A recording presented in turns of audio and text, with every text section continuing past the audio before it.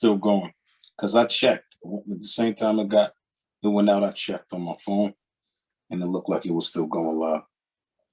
Okay, well, I missed that whole little presentation on social entrepreneurship. But the bottom line is, for the sake of time, I'll just review that when this is all said and done, because it'll save directly to my channel. So I think many of the many of our religious communities and Muslim communities here in the U.S., I think they should consider a social entrepreneur model, and those type of models are more sustainable. When you listen to the people overseas, when they talk about what type of projects that they want to fund, that's in essence what they say. They may not be using the same terminologies, but they like to, instead of building big masjids and you don't have the money to operate them, they're Right. saying that show us that you got some revenues that you can generate. We'll put some money down on helping you to generate revenues. So maybe build smaller masjids, and then businesses within the communities, and then the members of the community as they work, and trade with those businesses. Then you can gradually add, a larger masala or what have you. So I think social entrepreneurism would be a way to go. And then if we can start to have, like the Middle East, they have planned communities. If we can start planning, like if we know we're gonna, like Kalamis Masjid, I'm gonna use an example. When that was announced that they were gonna, the Salafi brothers were gonna get that masjid, maybe we should considering slowing down on rushing to get the masjid and think about the houses and stuff around it, and that you can have places you can rent, and so that's what I believe is that if we can move to a social entrepreneur model, like we got a lot of, like one of the projects I'm working on personally that I hope can benefit the Muslim community is that we got a lot of brothers that's looking for halal work. So you're getting a lot of brothers that are starting to go into trucking. So with the high school diploma and getting a Class A license, you got brothers now that can demand $60,000, $70,000 a year. So that's attracting a lot of people. Now, I got some clients of mine that are Muslims that are driving trucks.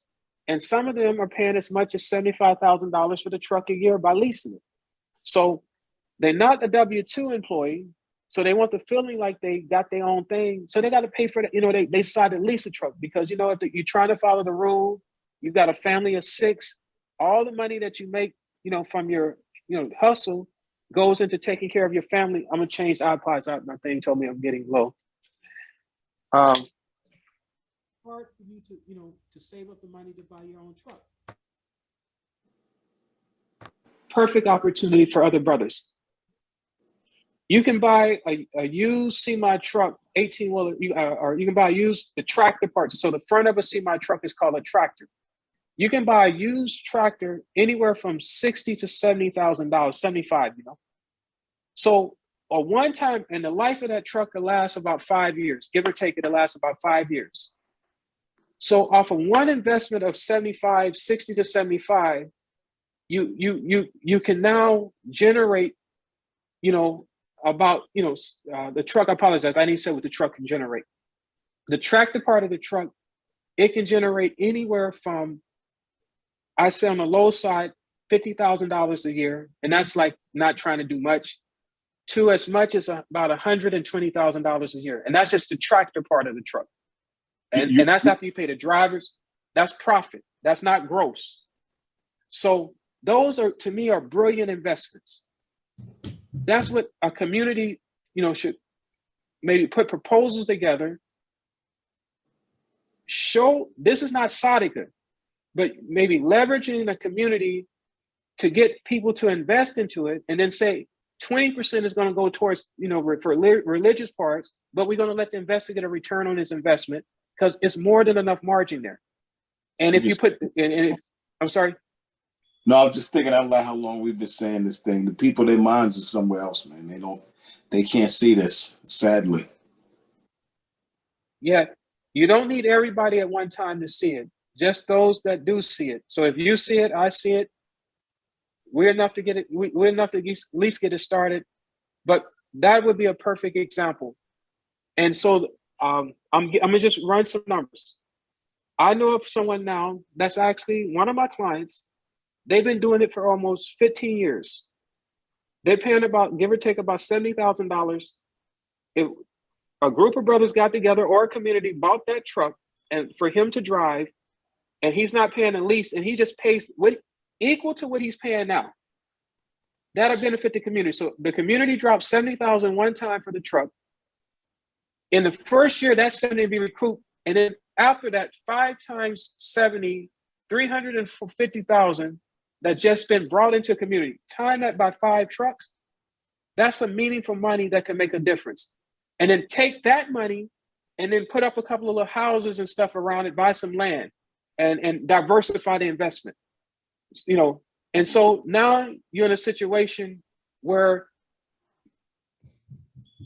each dollar is creating another dollar. So like as the community is sending out, you know, I used to joke and say, I wish MC Hammer back, I would have met him, and this would have been my financial planning for MC Hammer, for those who can see. So Hammer was doing this. For every $1 he had coming in, he had 4 going out. And my advice would have been hammer this. So every time you make $4, you spend 1, you always have a surplus. So as a community, you know, you're in a position now, we have too much labor, too much talent. Brothers come in and out the community looking for jobs. They get out of jail looking for something, or just converted to Islam and had to give up something haram. And what can we do to help them? This would put us in positions that we can basically take advantage of that talent. Towards the South, if you look, like I believe in something, I like to use something called big data.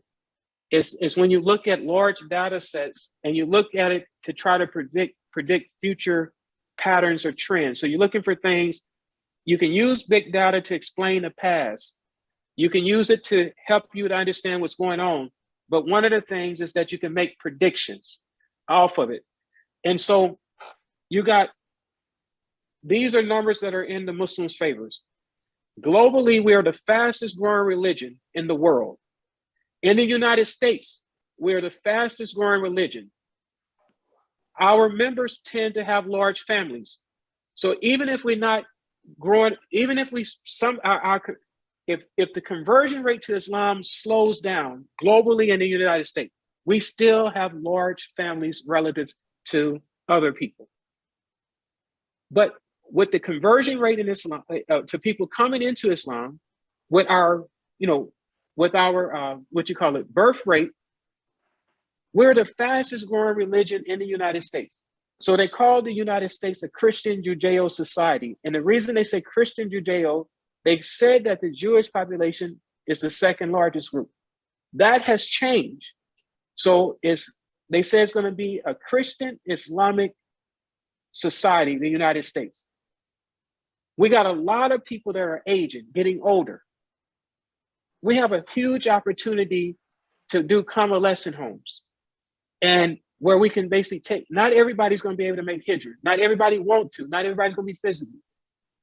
By taking over a convalescent home or forming one, that many of them have Social Security, they have pensions. That would create so many jobs, so many jobs. You need the sisters to take care of the sister side, brothers to take care of it. You need cooks, you need people to janitorial. So that'll be a position for everybody, that we would be able to create so many different jobs, matched out with the trucking. And we'll start creating self-sustainable. Then we designate, we need to eat. We need meat. So somebody become the what you call it, the person that cuts meat, butcher. So someone become the butcher. So that family then someone to get designated as a dry cleaner. And we start getting the tools and equipment so that we can compete for our own dollars and the general population dollars. And so anyway, all of that gets summed up to social entrepreneurism. And in each area, it may be something different.